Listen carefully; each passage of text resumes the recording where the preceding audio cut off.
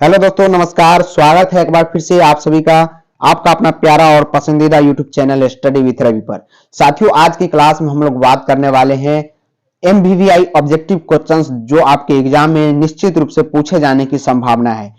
तो ऐसे क्वेश्चंस को आप लोग जरूर कर लीजिएगा। ये फाइनल एग्जाम की तैयारी मैं आपको करा रहा हूं और इससे जो प्रश्न है हमेशा पूछे जाते हैं और फिर से 2024 के एग्जाम में आपसे निश्चित रूप से पूछा जाएगा। तो आप क्या कीजिए, फटाफट से इस क्लास को लाइक कीजिए, शेयर कर दीजिए चैनल को फटाफट से, और वीडियो को ज्यादा से ज्यादा शेयर करें ताकि जितने भी आपके भाई बहन हैं सभी आके जुड़ जाए इस क्लास में और मजेदार तरीके से ऑब्जेक्टिव क्वेश्चंस का सॉल्यूशन करें। बिना समय को गवाए हुए आज की क्लास को हम लोग फटाफट से स्टार्ट करेंगे। पहला नंबर सवाल से कहता है कि निम्न पुस्तकों में कौन सा हम्बोल्ट द्वारा लिखित है। ये जो प्रश्न है कई बार आपके एग्जाम में पूछा जा चुका है कि इसमें से जो पुस्तक दिया गया है वो हम्बोल्ट द्वारा लिखित कौन सी है। तो कहता है ऑस्ट्रेलिया का भूगोल है, कासमास है, जनसंख्या भूगोल है, इनमें से सभी है।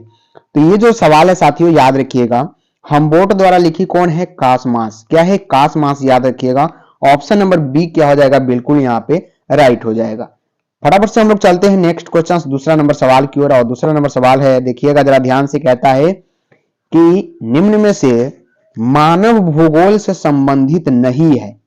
इस पे यस और नो वाला जो क्वेश्चंस होते हैं मेरे प्यारे साथियों, उस पे आपको ध्यान देने वाली बात है, क्योंकि वहां पे सबसे ज्यादा आप कंफ्यूज करते हैं। जैसे आप फटाफट में है और आपको क्या है एग्जाम में प्रेशर आता है और इसको आप कैसे पढ़ेंगे कि कौन सा मानव भूगोल से संबंधित है, ये नहीं पे आपका ध्यान नहीं जाएगा। इसलिए आपको हर एक क्वेश्चंस को फोकस करके पढ़ना है। तो मानव भूगोल से संबंधित नहीं है, क्या ये प्रत्यक्षवाद नहीं है, संभववाद नहीं है, समुद्र विज्ञान नहीं है, या मानववाद नहीं है। तो बात करें मानव भूगोल, मानव भूगोल में क्या मानव नहीं आएगा? बिल्कुल आएगा। प्रत्यक्षवाद यानी प्रत्यक्ष हम वाद नहीं करेंगे, बिल्कुल करेंगे। संभववाद भी हो सकता है, लेकिन समुद्री विज्ञान इसके अंतर्गत नहीं है। मानव भूगोल के अंदर क्या है? समुद्री विज्ञान नहीं है। ऑप्शन नंबर यहाँ पे सी जो होगा इस प्रश्न का राइट ऑप्शन हो जाएगा। 3 नंबर सवाल है कि फैने संबंधित है। फैने किससे संबंधित है? संभववाद, मानववाद। तो इनमें से कोई नहीं। ऑप्शन नंबर बी याद रखिएगा, यहाँ पे संभववाद से संबंधित है। किससे है? संभववाद। आपके एग्जाम के लिए सभी प्रश्न एमवीवीआई साबित हो सकता है 2024 के लिए। एक भी प्रश्न को आपको यहाँ पे इग्नोर नहीं करना है, शुरू से लेकर लास्ट तक सभी क्वेश्चंस को बारीकी से याद कर लेना है इसी क्लास के माध्यम से। अब आपके पास टाइम नहीं है रिवाइज करने का, बिल्कुल भी ना सोचे। इस क्लास को लगातार आप लोग देख लीजिए एकदम गौर से और अपने माइंड में हर एक क्वेश्चन को बैठा लीजिए। जरा 4 नंबर सवाल पे फोकस करते हैं। कहता है संभववाद के अवधारणा में किस घटक को महत्वपूर्ण माना गया है। यानी संभववाद की जो अवधारणा है उसमें कौन ऐसा घटक है उसको महत्वपूर्ण माना गया है? प्राकृतिक घटक, मानवीय घटक, ए और बी दोनों, इनमें से कोई नहीं। चलिए सभी का मैं आंसर यहाँ पे आपको देखना चाहता हूं कि किसका किसका यहाँ पे आंसर राइट आ रहा है। तो संभववाद की अवधारणा में किस घटक को महत्वपूर्ण माना गया है? मानवीय घटक जो होता है वो सबसे संभववाद की अवधारणा में महत्वपूर्ण यानी मेन फैक्टर माना जाता है। ऑप्शन नंबर यहाँ पे जो होगा इस प्रश्न के लिए राइट होगा। बात करें इस क्वेश्चन की, ये क्वेश्चन आपके एग्जाम में लगभग 4 से 5 बार ये पूछे जा चुके हैं, वो भी आपके बीसीईबी बोर्ड यानी बिहार बोर्ड के एग्जाम में। तो 2024 के लिए भी मैं इसे गेस कर सकता हूं, बिल्कुल 2024 में भी ये सवाल आपसे पूछे जा सकते हैं, इतना मैं वादा करता हूं आपसे। 5 नंबर सवाल है कि नियतिवाद संकल्पना में किस घटक को महत्वपूर्ण माना गया है। नियतिवाद संकल्पना क्या है? यहाँ पे नियतिवाद संकल्पना में कौन सा ऐसा घटक है जिसको महत्वपूर्ण माना गया है? प्राकृतिक घटक, मानवीय घटक, ए और बी दोनों, इनमें से कोई नहीं। तो नियतिवाद संकल्पना में किस घटक को महत्वपूर्ण माना गया है? यहाँ पे याद रखिएगा किस घटक को महत्वपूर्ण माना गया है प्यारे साथियों। ऑप्शन नंबर यहाँ पे सी बिल्कुल राइट होगा। प्राकृतिक घटक भी इसके अंतर्गत आता है और मानवीय घटक भी आता है। तो नियतिवाद संकल्पना में यहाँ पे जो महत्वपूर्ण माना गया है वो प्राकृतिक घटक भी है, मानवीय घटक भी है। यानी ऑप्शन नंबर यहाँ पे क्या हो जाएगा? सी जो होगा इस प्रश्न का बिल्कुल राइट ऑप्शन होगा। आगे बढ़ते हम लोग अगला नंबर सवाल की ओर। 6 नंबर क्वेश्चन है कि निम्न में से कौन एक मानव भूगोल से संबंधित नहीं है। फिर से जरा इस पे फोकस करेंगे, आपको यहाँ पे कंफ्यूज हो सकते हैं आप इस क्वेश्चंस में। मानव भूगोल से संबंधित नहीं है ऐसा प्रश्न अभी ये इसको लेकर 2 प्रश्न आ चुका है, यानी ये प्रश्न आपके लिए 100% इंपॉर्टेंट होगा। तो कौन एक मानव भूगोल से संबंधित नहीं है? क्षेत्रीय विभिन्नता, मात्रात्मक क्रांति, स्थानिक संगठन, या अन्वेषण एवं वर्णन। तो इसमें जो है मानव भूगोल से संबंधित कौन सा नहीं है, तो मात्रात्मक क्रांति जो है ये बिल्कुल इससे अलग है। क्षेत्रीय विभिन्नता मानव भूगोल के अंतर्गत आता है। आत्मांतिक संगठन और अन्वेषण एवं वर्णन भी इसी के अंतर्गत आता है। लेकिन बात करें मात्रात्मक क्रांति की, तो ये बिल्कुल भी मानव भूगोल से संबंधित नहीं है। ऑप्शन नंबर क्या हो जाएगा, बी जो होगा बिल्कुल इस प्रश्न का राइट ऑप्शन है। 7 नंबर सवाल है कि नव निश्चयवाद के प्रवर्तक कौन है। नव निश्चयवाद के प्रवर्तक पूछा गया है, कौन है? रेटजेल है, टेलर है, होमबोल्ट है, व ब्लॉस है। तो नव निश्चयवाद के जो प्रवर्तक है वो याद रखिएगा यहाँ पे टेलर है। किसको बोलते हैं हम लोग? टेलर को बोलते हैं। और ये फेमस नाम है और ये 10th क्लास से ये नाम आपके सामने आता है, याद रखिएगा। इसलिए हम इसको क्या मानते हैं, वेरी वेरी इंपॉर्टेंट क्वेश्चंस मानते हैं। किसके लिए? 2024 एग्जाम के लिए। और 100% पूछने की भी संभावना इसको मैं रखता हूं। तो याद रखिएगा नव निश्चयवाद के प्रवर्तक कौन थे, तो टेलर थे। Option number B is the right answer. फटाफट से आप लोग लाइव क्लास को शेयर कर दीजिए अपने दोस्त भाई बहन जितने भी सारे ग्रुप है सभी में, ताकि सभी स्टूडेंट जुड़ सके और आज की क्लास का मजा ले सके। सभी क्वेश्चंस आपके एग्जाम के लिए 100% इंपॉर्टेंट है, याद रखिएगा। और बार बार पूछे गए क्वेश्चन है। किसने कहा मानव प्रकृति का दास है? चलिए इसका सवाल का जवाब जो है फटाफट से आप लोग कमेंट बॉक्स में डालिए कि किसने कहा कि मानव प्रकृति का दास है। हंटिंगटन को या अरस्तु कहा था, एलन सेम्प्यूल कहा था, तो बताइए। या ऑप्शन नंबर डी को भी देख लेते हैं, कहता है बकले कहा था। तो ऑप्शन नंबर यहाँ पे क्या है, सी ही बिल्कुल यहाँ पे राइट है, एनएल सेम्पूल। किसने कहा था मानव प्रकृति का दास है, तो एनएल सेम्पूल, याद रखिएगा। ऑप्शन नंबर यहाँ पे सी जो होगा बिल्कुल राइट आंसर हो जाएगा।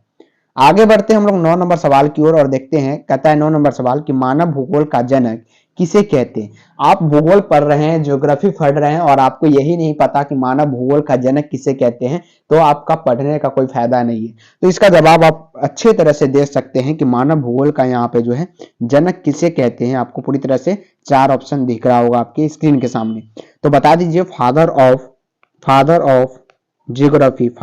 ज्योग्राफी का नाम बता दीजिए फटाफट से आप लोग। स्ट्रवा या अटोलमी या हकेल या रेटजेल।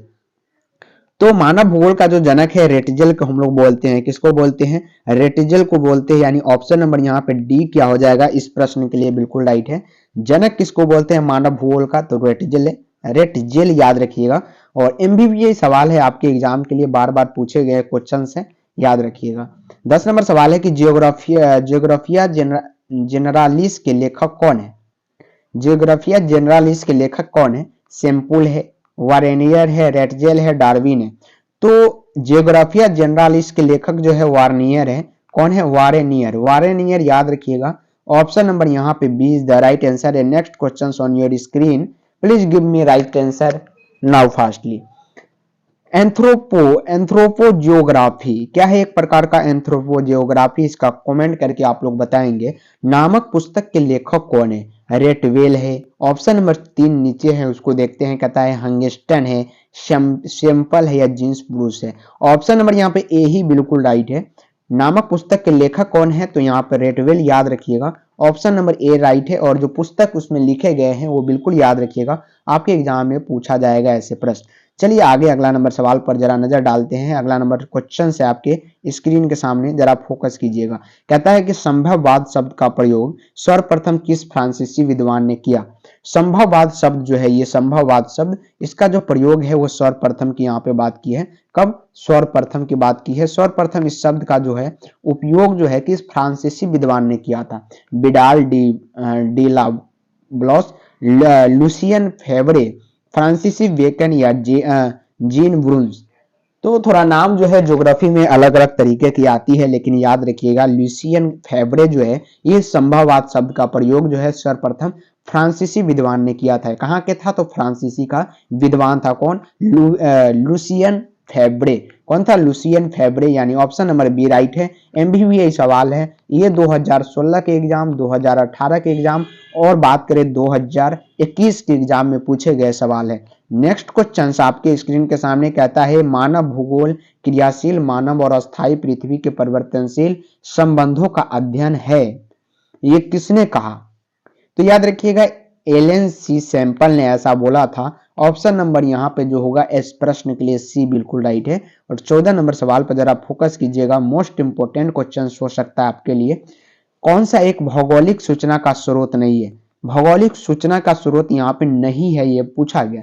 यात्रियों का विवरण है, चंद्रमा से चट्टानी पदार्थों के नमूने, प्राचीन मानचित्र या प्राचीन महाकाव्य। तो एक भौगोलिक सूचना का स्रोत नहीं है, ये आपसे पूछा गया है। तो भौगोलिक सूचना का स्रोत क्या है? यात्रियों का विवरण बिल्कुल है यहाँ पे। प्राचीन मानचित्र भी भौगोलिक सूचना का स्रोत देता है, प्राचीन महाकाव्य भी देता है, लेकिन चंद्रमा से चट्टानी पदार्थों का नमूना जो है ये बिल्कुल भी भौगोलिक सूचना का स्रोत नहीं है, याद रखिएगा। ऑप्शन नंबर यहाँ पे 3 तो है, यात्रियों का विवरण है, प्राचीन मानचित्र है, प्राचीन महाकाव्य जो लिखा गया है उसमें है, लेकिन चंद्रमा से चट्टानी पदार्थों के नमूने की जहां बात आती है, ऑप्शन नंबर बी याद रखिएगा, ये स्रोत इसका नहीं है। ऑप्शन नंबर बी क्या हो जाएगा? इस प्रश्न के लिए बिल्कुल राइट ऑप्शन हो जाएगा। चलिए फटाफट से आप लोग वीडियो को लाइक शेयर सब्सक्राइब करते चलिए, ज्यादा से ज्यादा स्टूडेंट के पास शेयर कीजिए। और 15 नंबर सवाल का जवाब जरा बताइए कि कौन एक भूगोल का वर्णन नहीं करता? निम्नलिखित कथनों में से कौन एक भूगोल का वर्णन नहीं करता? समाकलनात्मक अनुशासन, मानव और पर्यावरण के बीच अंतर संबंधों का अध्ययन, दैवेद्यता पर आश्रित, या ऑप्शन नंबर डी बोलता है प्रौद्योगिकी के विकास के फलस्वरूप आधुनिक समय में प्रासंगिक नहीं है। तो जो है कौन सा एक भूगोल का वर्णन यहाँ पे नहीं करता है? तो दैवेद्यता पर आश्रित जो है वो भूगोल का यहाँ पे वर्णन नहीं है। नेक्स्ट क्वेश्चन पर जरा ध्यान देते हैं, आधुनिक मानव भूगोल के जनक बताइए। यहाँ पे आधुनिक मानव भूगोल के बारे में पूछा गया, लेटेस्ट के बारे में पूछा गया। फ्रेडरिक रेडजेल है, वारेनरियस है, चार्ल्स डार्विन है। ऑप्शन नंबर डी नीचे है, जरा उसको भी देखते हैं, कहता है एलन सैम्पल है। तो यहाँ पे मैंने आपको बताया था आधुनिक मानव भूगोल के जो जनक है फ्रेडरिक रेडजेल है। कौन है? फ्रेडरिक रेडजेल। ऑप्शन नंबर ए बिल्कुल यहाँ पे राइट है। नेक्स्ट क्वेश्चन की बात करते हैं यहाँ पे, नियतिवाद के विचारक कौन है? तो नियतिवाद के विचारक यहाँ पे आपको पता होगा, नियतिवाद के विचारक कौन है? ई कॉन्ट है, हम्बोल्ट है, रिटर है, इनमें से सभी है। तो नियतिवाद पर जो यहाँ पे विचार किया था सभी ने किया था। ऑल ऑफ दीज इसका आंसर हो जाएगा। क्या होगा? ऑल ऑफ दीज होगा, बिल्कुल यहाँ पे राइट आंसर इसका हो जाएगा। एमबीबीआई क्वेश्चंस आपके एग्जाम के लिए हो सकता है 2024 में पूछे जाने की संभावना ऐसे प्रश्न को 100% बनता है। चलिए हम लोग 18 नंबर सवाल की जरा बात कर लेते हैं। कहता है कि निम्नलिखित में से कौन एक लोगों और पर्यावरण के बीच अन्योन्य क्रिया का सर्वाधिक महत्वपूर्ण कारक है? मानव बुद्धिमत्ता, प्रौद्योगिकी, लोगों के अनुभव या मानवीय भाईचारा। तो ये जो होता है मानव बुद्धिमत्ता जो होता है ये लोगों और पर्यावरण के बीच का अन्योन्य क्रिया का सर्वाधिक महत्वपूर्ण कारक माना जाता है। कौन? मानव का बुद्धिमत्ता माना जाता है। ऑप्शन नंबर यहाँ पे ए जो होगा इस प्रश्न के लिए बिल्कुल राइट ऑप्शन है। भूगोल के जनक माना जाता है यूनान को या एशिया को, अफ्रीका को। तो सबसे पहले यहाँ पे जो है भूगोल के जनक कौन सा ऐसा देश में? तो यूनान में जो हुआ था भूगोल का जनक माना जाता है ये देश जो है यूनान, यही भूगोल का खोज किया था, ज्योग्राफी का यहाँ पे खोज किया था। याद रखिएगा ज्योग्राफी का फादर ऑफ ज्योग्राफी बोल सकते हैं किसको? यूनान को। लेकिन अगर यहाँ पे पूछा जाएगा मेन नाम कि किसने ये भूगोल शब्द दिया तो वो आप बताइएगा। 20 नंबर सवाल का जरा जवाब बताइए। कहता है रुको और जाओ निश्चयवाद की संकल्पना किसने दी? रुको और जाओ, यहाँ पे क्या है? रुको और जाओ निश्चयवाद की संकल्पना किसने दिया था? यहाँ पे रेडजेल ने, हम्बोल्ट ने, या ब्लास ने, या टेलर ने। चलिए 4 ऑप्शन है आपके स्क्रीन के सामने और आपको जो है यहाँ पे राइट ऑप्शन को चूज करना है जो आपके एग्जाम के लिए फायदेमंद होगा। तो रुको और जाओ निश्चयवाद की संकल्पना यहाँ पे जो है टेलर ने दिया था। टेलर का नाम जैसा कि हमने आपको बताया, याद रखिएगा सबसे ज्यादा बार पूछे गए सवाल है आपके एग्जाम में, 10th हो या 12th हो, ये भूगोल से बार बार सवाल आपके बोर्ड एग्जाम में पूछे जाते हैं। कहता है व्यवहारिक भूगोल और राजनीतिक भूगोल, आर्थिक भूगोल अथवा सामाजिक भूगोल कौन से भूगोल के उपक्षेत्र है? तो सामान्य भूगोल का बिल्कुल गलत, यहाँ पे नहीं है। इसका विशिष्ट भूगोल ये भी नहीं है। मानव भूगोल का यहाँ पे क्या है? उपक्षेत्र है। ऑप्शन नंबर यहाँ पे क्या होगा? सी बिल्कुल राइट होगा। जीव भूगोल का भी नहीं है। ऑप्शन नंबर सी यहाँ पे याद रखिएगा। हम लोग चलते हैं 22 नंबर सवाल पे। कहता है थोड़ा लंबा क्वेश्चन है, जूम आउट करना ही पड़ेगा। कहता है मानव भूगोल विचारकों के विकास की अभिरंजना और है, न कि भौगोलिक ज्ञान के विस्तार और खोज का कोई तत्कालीन परिणाम, यह परिभाषा किसने दी? तो ये जो है विडाल डी ला ब्लॉस ने यहाँ पे ये परिभाषा दिया था, जो कि ये जो लाइन आपके यहाँ पे दिया गया है आपके बुक से उठाया गया है और सभी प्रश्न आपके बुक से ही बनेंगे। 1919 का दशक भूगोल के किस उपागम के लिए जाना जाता है? क्या यहाँ पे उपगम या उपागम इसे बोल सकते हैं। तो 1990 के दशक जो है भूगोल के किस उपागम के लिए जाना जाता है? उत्तर आधुनिकवाद के लिए, आधुनिकतावाद के लिए, अन्वेषणवाद या संभववाद के लिए। ऑप्शन नंबर यहाँ पे सभी का ऑप्शन नंबर बी है, बिल्कुल राइट ऑप्शन है। आधुनिकतावाद के लिए 1990 के दशक जाना जाता है, वो भी भूगोल के तरफ से। 24 नंबर सवाल का जवाब जरा बताइएगा। कहता है कि ब्लॉस निम्नलिखित में से किस भौगोलिक अवधारणा से संबंधित है? नियतिवाद से है, संभववाद से है, नव नियतिवाद से है। ऑप्शन नंबर डी को जरा देख लेते हैं। कहता है इनमें से कोई नहीं, तो उसका ऐसे भी जरूरत नहीं है ऑप्शन नंबर डी का, लेकिन यहाँ पे संभववाद जो है इस प्रश्न का क्या हो जाएगा? राइट ऑप्शन है। भौगोलिक अवधारणा की यहाँ पे बात की थी, वो भी ब्लॉस की बात की थी। ब्लॉस यहाँ पे ऑप्शन नंबर क्या होगा? बी बिल्कुल राइट है। नेक्स्ट क्वेश्चन दूसरा नंबर चैप्टर से है, मोस्ट इंपोर्टेंट सवाल है दूसरा नंबर चैप्टर से, और सभी का जवाब आप लोग कमेंट बॉक्स में फटाफट से देते चलिएगा। चलिए बताइए कि भरमौर जनजाति क्षेत्र संबंधित है गद्दी से, मसाई से, बेंदा से, इनमें से कोई नहीं। तो भरमौर जनजाति क्षेत्र किससे संबंधित है? थोड़ा यहाँ पे जो इस राइटिंग का जो है फॉन्ट चेंज हो गया है और थोड़ा आपको देखने में बोल्ट लग रहा होगा। तो भरमौर जनजाति जो है यहाँ पे किस क्षेत्र से है? तो गद्दी के क्षेत्र से संबंधित होते हैं। ऑप्शन नंबर ए याद रखिएगा। एमबीबीआई क्वेश्चन है इस चैप्टर के लिए, आपके एग्जाम के लिए पूछे जाने वाले सवाल है। नेक्स्ट क्वेश्चन की बात करते हैं। कहता मसाई जनजाति संबंधित है। मसाई जनजाति इनमें से किससे संबंधित है? ऑस्ट्रेलिया से, यूरोप से, अंटार्कटिका से, इनमें से कोई नहीं। तो मसाई जनजाति जो होता है इनमें से किससे संबंधित है? इनमें से कोई नहीं ऑप्शन होगा इनमें, ना ऑस्ट्रेलिया से, न यूरोप, न अंटार्कटिका से। ऑप्शन नंबर डी यहाँ पे राइट है। कुलगाड़ी किस देश में अवस्थित है? कुलगाड़ी किस देश में अवस्थित है? दक्षिण अफ्रीका, भारत, ऑस्ट्रेलिया या कनाडा। तो ये जो है कुलगाड़ी किस देश में अवस्थित है, जरा इसका आंसर आप लोग बताइएगा। तो ऑप्शन नंबर यहाँ पे सभी का आ रहा है बिल्कुल ऑस्ट्रेलिया। ऑप्शन नंबर यहाँ पे क्या है? सभी का ऑप्शन नंबर सी आ रहा है, बिल्कुल राइट है। नेक्स्ट क्वेश्चन है 4 नंबर सवाल है। कहता है कि निम्न में से कौन एक जनसंख्या परिवर्तन के कारक नहीं है? प्रवास नहीं है, आवास या जन्म या मृत्यु। यानी एक जनसंख्या परिवर्तन का कारक नहीं है, ये आपसे पूछा गया। तो जनसंख्या परिवर्तन, प्रवास जो है एक जगह से दूसरे जगह जाना, ये भी जनसंख्या को परिवर्तित कर सकता है। जन्म भी कर सकता है, अगर कहीं पे जन्म ज्यादा हो रहा है तो उसमें जनसंख्या की वृद्धि हो सकती है। मृत्यु कर सकता है, अगर किसी एक छोटे से शहर में मृत्यु ज्यादा हो गया तो वहां की जनसंख्या कम हो सकती है। आवास की बात करें, अगर घर बन जाए तो ये जनसंख्या पर परिवर्तन नहीं करता, बल्कि आवास पे परिवर्तन करेगा। आवास को बढ़ा सकता है, घटा सकता है, लेकिन जनसंख्या में इसका कोई लेना देना नहीं है। तो हम बोल सकते हैं ऑप्शन नंबर यहाँ पे बी जो है ऑप्शन नंबर बिल्कुल राइट होगा। यहाँ पे नहीं पूछा गया है कि जनसंख्या को परिवर्तन नहीं कर सकता है तो आवास नहीं कर सकता है।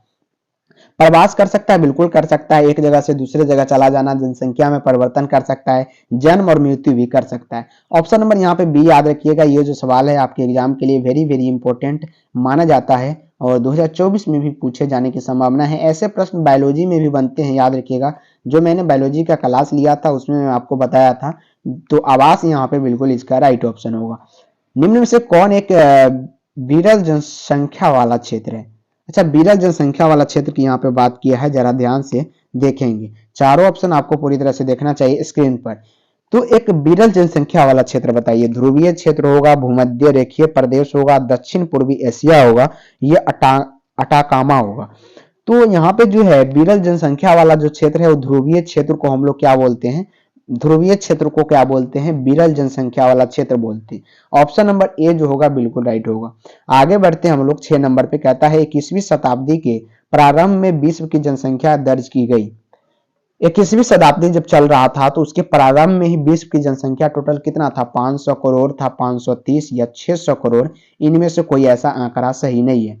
तो मैं आपको बता दूं यहाँ पे 21वीं शताब्दी के प्रारंभ में विश्व की जनसंख्या दर्ज की गई थी।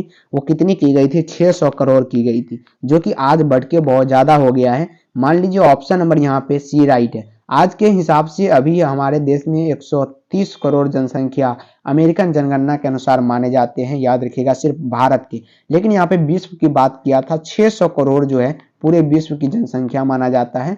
ऑप्शन नंबर यहाँ पे सी बिल्कुल राइट है। चलिए फटाफट से 7 नंबर सवाल को करते हैं। निम्नलिखित में से कौन एक महाद्वीप में जनसंख्या वृद्धि सर्वाधिक है? कौन ऐसा महाद्वीप में है जहां पर जनसंख्या वृद्धि सर्वाधिक है? एशिया में, अफ्रीका में, दक्षिण अफ्रीका में? ऑप्शन डी को भी देख लेते हैं, कहता है उत्तरी अमेरिका में। तो यहाँ पे जो है कौन सा महाद्वीप में जनसंख्या वृद्धि सर्वाधिक है? तो एशिया महाद्वीप जो है, जो हम महाद्वीप में रहते हैं एशियाई महाद्वीप में, इसमें क्या होता है, जनसंख्या वृद्धि सर्वाधिक होता है। 8 नंबर सवाल पर जरा ध्यान दीजिएगा और फटाफट से आप लोग लाइक सब्सक्राइब शेयर कर दीजिए अपने दोस्तों के पास, ताकि सभी लोग जुड़ जाए और साथ में क्लास कर पाए। चलिए 8 नंबर सवाल पर जरा फोकस कीजिए। कहता है किस वर्ष विश्व की जनसंख्या 6 अरब हुई? 6 अरब की बात की है। विश्व की जनसंख्या किस वर्ष 6 अरब हुई? तो ये जो है 1999 में हुई थी। कब हुई थी साथियों? 1999 में क्या हुई थी? यहाँ पे विश्व की जनसंख्या कितनी हो गई थी? 6 अरब हो गई थी। कितनी? 6 अरब। याद रखिएगा यहाँ पे ऑप्शन नंबर डी जो होगा बिल्कुल यहाँ पे राइट ऑप्शन है। 9 नंबर सवाल पर जरा फोकस कीजिए। कहता है किस द्वीप में सर्वाधिक जनसंख्या घनत्व पाया जाता है? कौन सा ऐसा द्वीप है जिसमें सर्वाधिक जनसंख्या घनत्व पाया जाता है? क्या वह जावा है, सुमात्रा है? ऑप्शन नंबर यहाँ पे है बोर्नियो है या सेलेबस है? तो ऑप्शन नंबर ए ही बिल्कुल राइट है। किस द्वीप में सर्वाधिक जनसंख्या घनत्व है? तो वो जावा में जो है सर्वाधिक जनसंख्या घनत्व माना जाता है। ये बिल्कुल राइट है। अगला नंबर सवाल पे चलते हैं। कहता है सर्वाधिक सड़क घनत्व और सबसे अधिक वाहनों की संख्या निम्न में से किस महादेश में है? उत्तरी America, Europe, Africa, Australia. 4 option है, फटाफट से आंसर बताइएगा। तो सड़क घनत्व और सबसे अधिक वाहनों की संख्या पूछी गई है। ऑप्शन नंबर ए याद रखिएगा, उत्तरी अमेरिका जो है सबसे ज्यादा है, इसके क्षेत्र में आगे है। ऑप्शन नंबर ए क्या होगा? बिल्कुल राइट है। एमबीबीएस सवाल इस चैप्टर से बनते हैं बिल्कुल। नेक्स्ट क्वेश्चन की बात करते हैं। जनसंख्या वितरण को प्रभावित करने वाले कारकों में सबसे महत्वपूर्ण कारक कौन सा है? स्थलाकृति है, मिट्टी की खिंचाव है, प्राकृतिक वनस्पति है, जलवायु है? तो यहाँ पे जो है जलवायु मुख्य अवधारणा मानी जाती है। ऑप्शन नंबर डी राइट है। किसके लिए? तो जनसंख्या वितरण को प्रभावित करने वाले कारकों में सबसे महत्वपूर्ण माना जाता है तो वो जलवायु परिवर्तन माना जाता है। चलिए अगला नंबर सवाल पे चलते हैं हम लोग। 12 नंबर को पहले देखते हैं कि किस देश का लिंग अनुपात विश्व में सर्वाधिक है? कौन सा ऐसा देश है जिसका लिंग अनुपात विश्व में सर्वाधिक है? संयुक्त अरब अमेरिका, फ्रांस, जापान, लेटविया। तो बात करें लिंग अनुपात की विश्व में सर्वाधिक, तो लेटविया का नाम सबसे पहले आता है। ऑप्शन नंबर डी बिल्कुल राइट है। लेटविया जो है इसका लिंग अनुपात जो है विश्व में सबसे ज्यादा सर्वाधिक माना जाता है। नेक्स्ट क्वेश्चन की बात हम लोग करते हैं। चीन की आबादी है। चीन की आबादी कितना है बताइएगा? तो 1 अरब है, 1.5 अरब है, 1.3 अरब है। तो यहाँ पर जो है सी बिल्कुल राइट है। लेकिन चीन को पछाड़ते हुए अमेरिकी जनगणना के अनुसार हमारे देश का जनसंख्या क्या हो गया है? नंबर 1 पे आ गया है। तो अब अगर आपके एग्जाम में पूछा जाएगा कि विश्व में सबसे ज्यादा आबादी कौन सा ऐसा देश का है, तो हमारा भारत का नाम आएगा। याद रखिएगा कौन सा? भारत का नाम आएगा और उसको आप राइट करके आइएगा।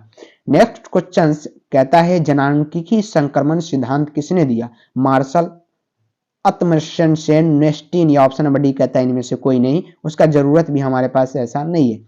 चलिए हम लोग देखते हैं ऑप्शन को। कहता है क्या है ऑप्शन? जनांकीय संक्रमण सिद्धांत किसने दिया था? नेस्टीन। याद रखिएगा ऑप्शन नंबर क्या हो जाएगा? सी बिल्कुल राइट होगा। अगला नंबर सवाल पर जरा फोकस करते हैं। 5 नंबर पे जूम आउट करना पड़ेगा क्योंकि ज्यादा लंबा क्वेश्चन है। कौन सघन जनसंख्या वाला क्षेत्र है? बताइए। सघन जनसंख्या की बात यहाँ पे की है। भूमध्य रेखीय प्रदेश, ध्रुवीय प्रदेश, मरुस्थलीय क्षेत्र, दक्षिण पूर्वी एशियाई क्षेत्र। बिल्कुल डी यहाँ पे राइट है। इसका पीडीएफ लेना होगा साथियों, टेलीग्राम चैनल को ज्वाइन कीजिएगा। इस वीडियो के नीचे डिस्क्रिप्शन दिख रहा होगा, डिस्क्रिप्शन पर क्लिक कीजिएगा, आपको वहाँ पे पीडीएफ का ऑप्शन मिलेगा, लिंक टेलीग्राम का ज्वाइन हो जाइए। सभी प्रकार के पीडीएफ और डेली वहाँ पे क्विज आपको कराया जा रहा है हमारे टीम द्वारा, तो उसको ज्वाइन आप लोग जरूर कीजिए, बहुत ही फायदा मिलने वाला है। निम्न आयु समूह में जनसंख्या का आकार उन देशों में बड़ा होता है जहां जन्म दर उच्च होता है, जन्म दर निम्न होता है, या मृत्यु दर उच्च होता है, मृत्यु दर निम्न होता है। तो वहां पे मृत्यु दर निम्न होता है। याद रखिएगा ऑप्शन नंबर क्या होगा? सी डी जो होगा बिल्कुल राइट होगा। एमबीबीआई सवाल इस प्रकार के बनते हैं आपके एग्जाम के लिए। नेक्स्ट क्वेश्चन पे फोकस करते हैं। 17 नंबर पे कहता है निम्नलिखित में से कौन एक विरल जनसंख्या वाला क्षेत्र नहीं है? अटकामा बिल्कुल है, मध्य प्रदेश बिल्कुल है, दक्षिण पूर्वी एशिया यहाँ पे नहीं है। याद रखिएगा, और ध्रुवीय प्रदेश यहाँ पे है। दक्षिण पूर्वी एशिया क्या है? विरल जनसंख्या वाला क्षेत्र नहीं है। 18 नंबर है कौन एक प्रतिकर्ष कारक नहीं है? जलाभाव या चिकित्सीय शैक्षिक सुविधाएं, बेरोजगारी या महामारी, तो हम चिकित्सीय शैक्षणिक सुविधाओं को क्या करते हैं, ऑप्शन नंबर बी में लाते हैं। एमबीबीआई सवाल आपके एग्जाम के लिए। आगे बढ़ते हैं, नेक्स्ट क्वेश्चन, सबसे अधिक जनसंख्या वाला महाद्वीप कौन सा है? तो ऑस्ट्रेलिया, उत्तर अमेरिका, एशिया या अफ्रीका? तो महाद्वीप की यहाँ पे बात की है, सबसे अधिक जनसंख्या वाला महाद्वीप की बात की है, एशिया महाद्वीप जो है सबसे अधिक जनसंख्या वाला माना जाता है। ऑप्शन नंबर यहाँ पे जो होगा इस प्रश्न का याद रखिएगा, सी जो होगा बिल्कुल राइट होगा। और सबसे ज्यादा बार ये सवाल आपके एग्जाम में पूछे गए हैं, सबसे ज्यादा बार एग्जाम में पूछे गए। 20 नंबर है कि निम्न से कौन एक तथ्य नहीं है? तो यहाँ पे जो है सी, 5 अरब से 6 अरब तक बढ़ने में जनसंख्या को 100 वर्ष लगे, ये गलत है। आगे बढ़ते हैं हम लोग। 21 नंबर सवाल है, जरा ध्यान से देखिएगा। विश्व के किस महाद्वीप में 90% से अधिक आबादी नगरीय है? उत्तर अमेरिका, अफ्रीका, एशिया, यूरोप? तो 90% से अधिक आबादी नगरीय मानी जाती है। वो कहाँ पे मानी जाती है? उत्तर अमेरिका में क्या नगरीय मानी जाती है? ऑप्शन नंबर 1 क्या होगा, बिल्कुल राइट होगा। 22 नंबर सवाल है कि भारत में 1 हेक्टेयर कृषि भूमि पर कितने व्यक्ति आश्रित है? भारत में 1 हेक्टेयर कृषि भूमि पर कितने व्यक्ति आश्रित है? वहां पे 5, 15, 12 या 4? तो ये अनुमान लगाया जाता है कि कितने व्यक्ति जो है एक कट्ठे जमीन पर अपना वास करते हैं, खाना पीना उपजाते हैं, वो खाते हैं। तो ये जो अनुमान है हमारे देश के वित्त मंत्री और बहुत सारे ऐसे मंत्री जो इसको मिलकर लगाते हैं। तो ये जो है 5 लोग क्या है, 1 हेक्टेयर भूमि पर आश्रित है हमारे देश के। तो 5 लोग याद रखिएगा। एमबीबीआई सवाल है और बहुत सारे ऐसे सवाल आपके एग्जाम में पूछे जाते हैं। रूस को छोड़कर, क्या बोला यहाँ पे, जरा ध्यान से देखिएगा, थोड़ा जूम आउट करना पड़ेगा। कहता है रूस को छोड़कर यूरोप के 40 स्वतंत्र देशों में सम्मिलित रूप से कितने लोग रहते हैं? रूस को छोड़कर बात की है तो 50 करोड़। कितने? सम्मिलित रूप से पूछा गया है कितने लोग रहते हैं, तो 50 करोड़ की बात यहाँ पे आएगी। ऑप्शन नंबर क्या हो जाएगा, ए जो होगा बिल्कुल राइट होगा। 24 नंबर पर जरा फोकस करते हैं। कहता है भारत की वार्षिक, क्या है, भारत की वार्षिक जनसंख्या वृद्धि दर कितनी है? वार्षिक पूछा गया है, यानी एक ईयर की बात यहाँ पे किया गया। तो भारत की जो है वार्षिक जनसंख्या वृद्धि दर यहाँ पे जो है 1.7 लाख है। कितनी है? 1.7। जर्मनी की यहाँ पे परसेंट में होगा, सॉरी परसेंट में होगा 1.7। नेक्स्ट क्वेश्चन है कि जर्मनी की वार्षिक जनसंख्या वृद्धि दर कितनी है? -3.6 में है, -2.8 है, -0.1 है या -0.6 है? तो माइनस में चलता है वहां की जनसंख्या वृद्धि दर। अभी 0.1 जो है माइनस हो गया है। ऑप्शन नंबर सी राइट है। विश्व में सर्वाधिक जनसंख्या केंद्रित है, विश्व में सर्वाधिक जनसंख्या केंद्रित है किसमें? पर्वतीय क्षेत्र में, पठारी क्षेत्र में, मैदान में, मरुस्थलीय क्षेत्र में? तो सर्वाधिक जनसंख्या कहाँ पे रहता है? मैदान पे रहते हैं, मैदानी भूमि पे। ऑप्शन नंबर सी यहाँ पे बिल्कुल राइट है। दक्षिण पूर्वी एशिया में जनसंख्या केंद्रित है, दक्षिण पूर्वी एशिया में कहाँ पे जनसंख्या रहता है? बाढ़ मैदान में, समतल पठारों पे? ऑप्शन नंबर डी पर ध्यान देते हैं, कहता है उच्च दबावों पर या नदी घाटियों के उच्च भाग पे। तो नदी घाटियों के उच्च भाग पे वहां पे आदमी रहते हैं सबसे ज्यादा। ऑप्शन नंबर डी का राइट हो जाएगा। 1850 ईस्वी में विश्व की जनसंख्या कितनी थी? तो 1850 ईस्वी में विश्व की जो जनसंख्या थी वो मात्र 100 करोड़ थी। विश्व की बात की है, लेकिन अभी 1990 के अनुसार यहाँ पे कितनी थी? 600 करोड़ थी। कितनी थी? 600 करोड़। और अभी और ज्यादा बढ़ गया होगा। तो यहाँ पे 1850 के विश्व की जनसंख्या कितनी थी? तो 100 करोड़ मात्र। पूरा देश क्या था? पूरी विश्व का था। लेकिन अभी भारत का टोटल 130 करोड़ हो गया। सिर्फ भारत की बात कीजिए। आगे बढ़ते हैं। विश्व में सबसे अधिक जनसंख्या वाला देश कौन सा है? भारत। ऑप्शन नंबर चीन, संयुक्त राज्य अमेरिका या जापान? तो चीन को पछाड़ते हुए हमारा भारत जो है नंबर 1 जनसंख्या पे आ गया है। तो अब आपके एग्जाम में जो आएगा वो ऑप्शन नंबर ए होगा। लेकिन पिछले ईयर में जो पूछे गए थे उसमें हम चीन मारते थे, जो कि आपके आंसर में भी दिया गया। लेकिन आप क्या मारेंगे? अब ए मारिएगा। निम्न जनसंख्या वाला महादेश कौन सा है? दक्षिण अमेरिका है, ओसेनिया, ऑस्ट्रेलिया एवं नजदीकी द्वीप समूह है, अफ्रीका है या एशिया है? तो ऑप्शन नंबर बी ही यहाँ पे बिल्कुल राइट है। निम्न जनसंख्या वाला महादेश इसे माना जाता है। Next questions. तो टोटल के टोटल इतना ही क्वेश्चंस था जो आपके एग्जाम के लिए वेरी वेरी इंपॉर्टेंट माने जाते थे। और सुपर फास्ट क्लास में सभी क्वेश्चंस को मैंने यहाँ पे आपके सामने रख दिया है। और सभी क्वेश्चंस आपके एग्जाम के लिए साथियों याद रखिएगा 2024 के लिए very very very important questions है। तो जाते जाते एक बात मैं बोलूंगा, फटाफट से वीडियो को लाइक कर दीजिए, शेयर कर दीजिए अपने दोस्तों को पास और नोटिफिकेशन को ऑन करके चैनल को सब्सक्राइब कर लीजिएगा। और लास्ट में एक कमेंट आपको जरूर करना है, प्यारा सा एक कमेंट आपको जरूर करना है इस वीडियो के एंड में। तो आज के लिए इतना ही, फिर से मिलेंगे नेक्स्ट क्वेश्चंस में महाधमाका के साथ, सुपर फास्ट क्लास के साथ। किसके साथ मिलेंगे याद रखिएगा, सुपर फास्ट क्लास के साथ हम लोग मिलेंगे। तो फटाफट से चैनल को लाइक सब्सक्राइब शेयर कर दीजिए ज्यादा से ज्यादा, और टेलीग्राम चैनल से जरूर जुड़ जाइएगा। इसका पीडीएफ आपको वहां पर प्रोवाइड कर दिया जाएगा विदाउट आंसर, याद रखिएगा आंसर आपको वहां पे प्रोवाइड नहीं किया जाएगा। तो आज के लिए इतना ही, फिर से मिलेंगे नेक्स्ट क्लास में। तब तक के लिए जय हिंद, जय भारत, जय बिहार, और पढ़ते रहें और बढ़ते रहें।